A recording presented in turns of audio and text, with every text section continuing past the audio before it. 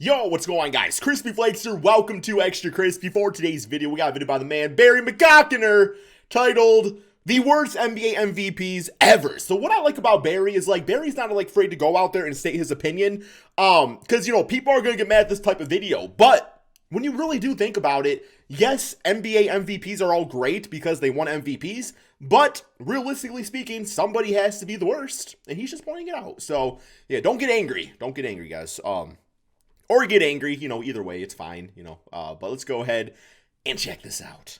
In this video, I'm Karl going to Malone. name the worst MVPs in NBA history. This video will offend many people, but remember, Oh, this is no. my video and my opinion, so that's all that matters. It's also worth remembering that up until 1981, NBA players voted for the league MVP, not... Oh. That's... Bro, they should, low-key bring that back. Who better to state value than the people that are playing against the valuable player? I feel like we would get more realistic votes, but I also feel like every single year it would be the same 2 or 3 guys for a decade winning it.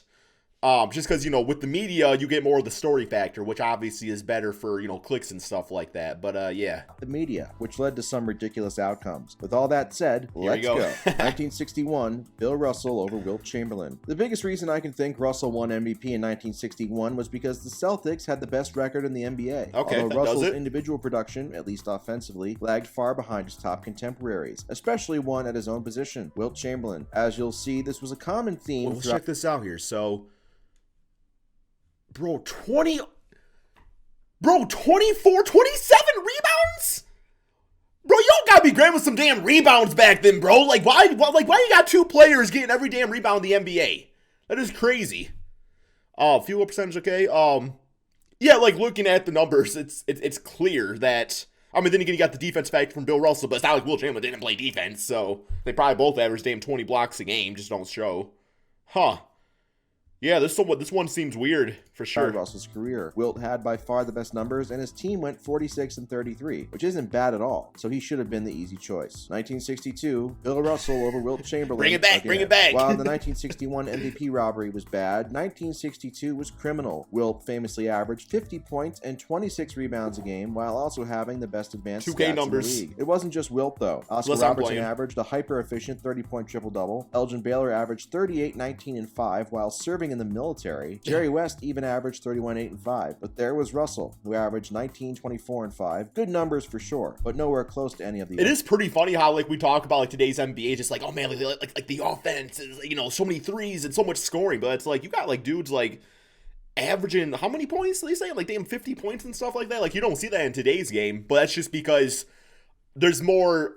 You all know, there's more, talent up and down on the roster. So, the top guys back then was able to just dominate anybody that was in the game because just, the skill gap was tremendous. Especially Wilt, that came away with the MVP once again. The biggest reason? His Celtics had the best record. 50 and 26. 1963. Bill Russell over Elgin Baylor. For the third year in a row, Russell won MVP largely for his team having the best record in the league, despite Elgin should have got one. Inferior offensive production than his top peers. Russell averaged 17, 24, and 5 on 43% shooting, which are good numbers, but Elgin Baylor averaged a ridiculous 34, 14, and 5 per game on better efficiency, while the Lakers lost just 5 more games. While being damn 6'3" or whatever. Argument for Russell, especially one that centers around intangibles and defense, because the Celtics teams during Russell's career were stocked with future Hall of Famers. Right, and especially too, it's obviously this is no disrespect towards Bill Russell, but he is this is a few cases, but Bill Russell won so many rings and stuff too, so it's you do see his value, which is once again the win share and everything. So even Elgin Baylor. I don't really know how to decipher win share because I don't know the stats like that, but I would appear .205 is better than .185, so yeah. 1965, Bill Russell over Oscar Robertson. For the 4th time in 5 years, Russell won MVP over a more deserving peer due to the Celtics having the best record in the league. Wow, a Boston athlete getting overrated due to team results? Never seen that before. Russell averaged 14, 24, and 5 on 44%. Don't be hating on Tom Brady, man. Again, good numbers, but far below the Big O's stellar 39 and 12 on 48% shooting. Jerry West also averaged... Just got a new dog, my mom did, and she named him Brady. A great 31 6 and 5 on 50% shooting with great advanced stats. In my opinion, the reason why Russell won so many MVPs was because, as stated at the beginning of this Team video, success. players voted on the award during his career, and the rules stated players couldn't vote for themselves or a teammate. So players were lazy and just gave the biggest name on the best team their votes, which was Russell. Don't worry though, this is the last fraudulent MVP Russell won. So let's move on to other players now. 1969, Wes Unseld over Willis Reed. Easily one of the worst MVPs ever. Wes Unseld got two major boosts in voting to get him this award. Number one, he was a rookie and brand new, and number two, his team had the best record in the league. Sound familiar? Never mind the fact that he averaged just 14 points, 18 rebounds, and 3 assists per game on 48% shooting. Good numbers, but give the man Rookie of the Year and move on. Yeah, no, definitely not MVP. Again, maybe players aren't the best people to vote on MVP. Overall, this was a pretty weak year for MVP candidates, but I would have given it to Willis Reed, who averaged 21, 15, and 2 and had the best advanced stats in the league for a 54-win Knicks team. Just 3 fewer wins than Unseld's team. 1970, Willis Reed over Jerry West. The next season, Reed had a very similar year to his 1969 season, averaging 22, 14, and 2 on 51% shooting. Great numbers, but I would have given the award to Jerry West, not to be racist. West averaged 32, 5, and 8 on 50% shooting for a Lakers team that saw Wilt and Elgin Baylor miss extended time with injuries. West also led the NBA in points per game, PER, and win shares. I love Jerry West's jump shot. Numbers weren't hollow or just a product of stat padding. West somehow never won any MVPs in his career, but that how the hell are you the damn logo when you don't got an MVP? What's up with that? That don't make no sense. Doesn't mean he didn't deserve any. 1973, Dave Cowens over Kareem Abdul-Jabbar. Bill Russell was retired by 1973, but that doesn't mean Celtics players still weren't wrongly winning MVP. My stepdad would beat me down with Dave Cowens in 2K. In 1973 with Dave Cowens and Kareem. About 10 years Cowens, ago. who averaged 21, 16, and 4 for a 68-win Celtics team, 15 years arguably ago. wasn't even the best player on his own team. Old as hell. Below John Havlicek. There is no argument for Cowens winning it over Kareem, who averaged 30, 16, and 5 for a 60-win team. A pretty open and Bro, look at all these rebound numbers. 16 rebounds. 1976, Kareem Abdul-Jabbar over Bob McAdoo. I've spent most of this video shitting on guys who won due to team record, and I do believe record does matter, but less so when you're comparing players who were both on successful teams. It's a whole different thing when talking about players with great stats who play for losing teams who missed the playoffs. Enter 1976 Kareem. He led the league in pretty much every advanced stat while putting up a stellar 28, 17, and 5 with 4 blocks per game averages. But the Lakers had a losing record and missed the playoffs. I just can't, in good conscience, give a guy who missed the playoffs MVP. Yeah. Sorry, but I just can't do it. I'd give it to Bob McAdoo instead, who put up 31, 12, and 4 for Buffalo. 1978, yeah, that was a hype beast Bill pick, Walton for sure. Over George Gervin and David Thompson. Portland was the reigning champions and the best team in the league in 1978, and Bill Walton was their best player. He won MVP, averaging 19, 13, and 5 a game. But the issue is he missed 24 games with injury, the most ever by an MVP. I would have given it to either runner-up George Gervin, who averaged 27, 5, and 4. Yeah, that's why, like, what's his name? Like, that's like Embiid winning it last year, like, over Jokic. Like, yeah, Embiid did put up great numbers, but didn't play a ton of games compared to Jokic. For the Spurs, or third place David Thompson, I get what he's saying, who averaged 27, 5, and 5 for the Nuggets. 1989, Magic Johnson over Michael Jordan. Entering 1989, Magic Johnson was fresh off of his MJ should have won it every single year he played. One MVP, and it feels like voters tried their best to make sure he ended his career with as many MVPs as Larry Bird. Because from an individual standpoint, there's really no reason why Magic should have won this over Jordan. Magic had the advantages in assists per game and team record, and while he was great, no doubt, averaging 23, 8, and 13 per game. But MJ had the advantages in every other category while putting up a ridiculous 33, 8, and 8 on 54% shooting. Plus, I mean, come on, we all know MJ was the best player in the league. Yo, how did Magic Johnson never average a triple-double? Like, he seemed, like, primed to do that, you know? Like, he was pretty close here, though. Stop it. 1990, Magic Johnson over Michael Jordan. It happened again the next year. Magic won his third MVP to tie Bird while putting up worse numbers than Jordan. Again, Magic had the advantages in assists per game and team record, while Jordan dominated everywhere else. Magic was great, averaging 22, 7, and 12, but MJ was superior, averaging 34, 7, and 6 on 53% shooting. The most questionable part of this season's voting was Charles Barkley finishing second, not MJ. MJ. Barkley also got the most first place votes and still didn't win. The only time that's ever happened in NBA history. 1993, Charles Barkley over Michael Jordan. Speaking of Barkley and Jordan, any year Michael Jordan remembers played Barkley that did not win wrongly MVP. winning MVP over Jordan in 1993. Barkley had several things going for him. He rewrote the narrative of him being a team cancer in Philadelphia in his first year in Phoenix, leading them to the best record in the league. And also, Jordan's Bulls, coming off of 2 straight titles, weren't as dominant in the regular season as they had been in 91 and 92. Barkley averaged a great 26, 12, and 5 per game, but Jordan was still the best, averaging 33, 7, and 6 with better advanced stats. Just like in 1990, MJ actually finished 3rd in the voting somehow, this time behind Hakeem. 1997, Karl Malone over Michael Jordan. When you hear about the worst NBA MVPs, one of the first that usually pops up is Malone over Jordan in 97. It is true, Jordan deserved MVP over Malone, but it's not one of the worst, at least going by the numbers. Malone averaged a very impressive 27, 10, and 5 on 55% shooting for a 64-win team. MJ put up 36 and 4 on 49% shooting for a 69-win team. The advanced stats are also close, although MJ had a slight edge there too. I would have voted for MJ. But remember, the MVP is a regular season award only, and Malone's 1997 regular season was certainly not as bad as many people make it out to be. 1998, good numbers. Michael Jordan over Karl Malone. Blasphemy, right? Well, remember what I just said. MVP is regular season only, and going just off of the 1998 regular season, Malone was more worthy of MVP than Jordan. Both players' teams won 62 games. Malone averaged 27, 10, and 4 on 53% shooting, while MJ averaged 29, 6, and 4 on 47% shooting. Malone also had the better advanced numbers. If you included the playoffs, there's no question MJ would have deserved the award, but again, for the 3rd time, this is a regular season award only, and in 1998, Karl Malone was the 1998 regular season MVP to me. It's still fuck Karl Malone though.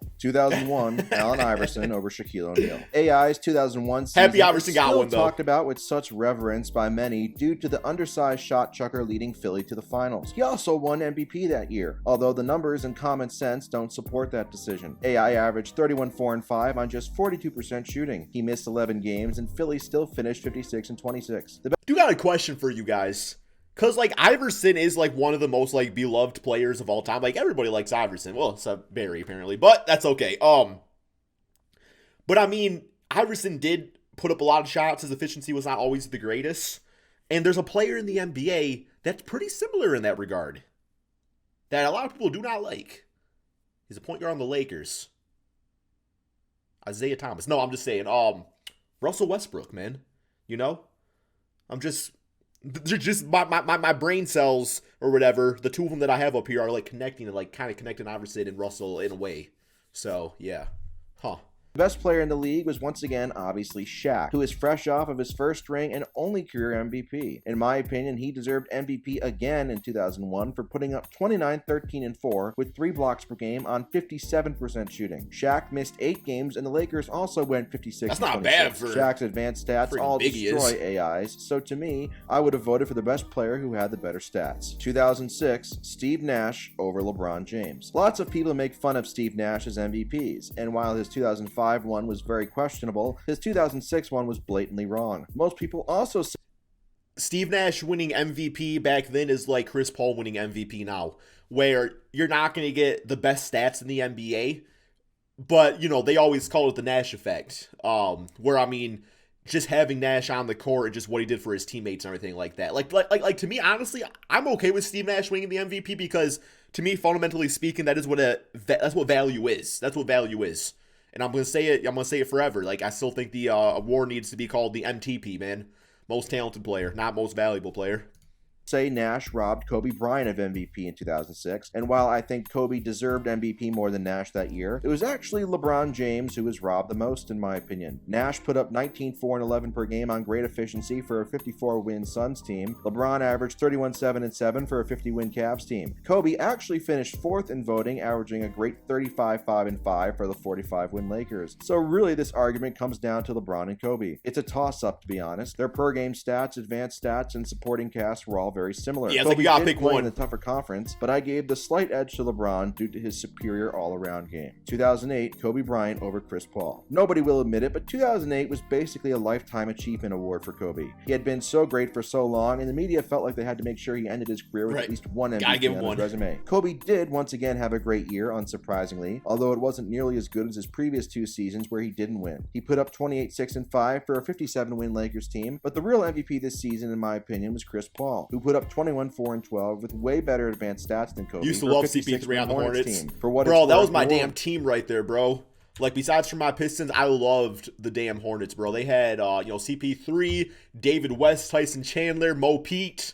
Oh, my dude, James Posey. Oh, man, I love that team. I love that team so much. 12 with way better advanced stats than Kobe for a 56-win Hornets team. I think some dude named Wesley, David Wesley, maybe? Outscored with CP3 off the court, while LA outscored opponents with Kobe off the court. If you're looking for value beyond box score stats, there you go. 2011, Derrick Rose over LeBron James. This one will be sure to ruffle some feathers. We all know deep down D-Rose won the MVP in 2011 largely because people were still pissed at LeBron for going to Miami. LeBron still was the best player in the league and had better numbers and efficiency than Rose in basically every category besides assists per game. Rose's Bulls won 62 games compared to LeBron's 58-win Heat team, but the revisionist history that Rose carried the Bulls by himself is ludicrous. The Heat were 9 points better per 100 possessions with LeBron on the court, while the Bulls were just 2.7 points better per 100 possessions with Rose on the court. LeBron still impacted games at a higher level than anybody else in 2011. Yeah, D-Rose was a nice story. The hardware to prove it. And finally, 2018, James Harden over LeBron James. Before I begin, let me state for the record that I am a major LeBron fan, and this is clearly a biased inclusion on my list. I know this. You don't have to take it seriously if you don't want to. Now that I've stated that, let me also state how I absolutely hate every single thing about how James Harden plays basketball. From a purely statistical standpoint, he deserved MVP over LeBron in 2018, but his style of play is such a disgrace, I can't ever agree with him winning MVP. Even if there's it's not really, like once again, the way Harden plays, like when he dominates like that, it's not value added, because if it did, then he would have won some damn championships in Houston or something like that. But yeah, like I didn't like that. I didn't like his style either. I just thought it was just boring. It's just boring. Fire. All of his flopping and ref baiting made up a big portion of why he was so productive for so many years. It's not impressive, even if it was highly effective. Harden is like Tom Brady to me. The stats are great, the accolades are great, and both get noticeably worse in the playoffs. By the way, it's not like LeBron wasn't great either in 2018. He played in every game while Harden missed 10, and he averaged 28, 9, and 9 on great efficiency while carrying a god-awful Barry from Cleveland to 50 wins. Give me LeBron over Harden in any scenario, even if Harden had better stats on the surface. Okay, guys, that is the end of the video right there.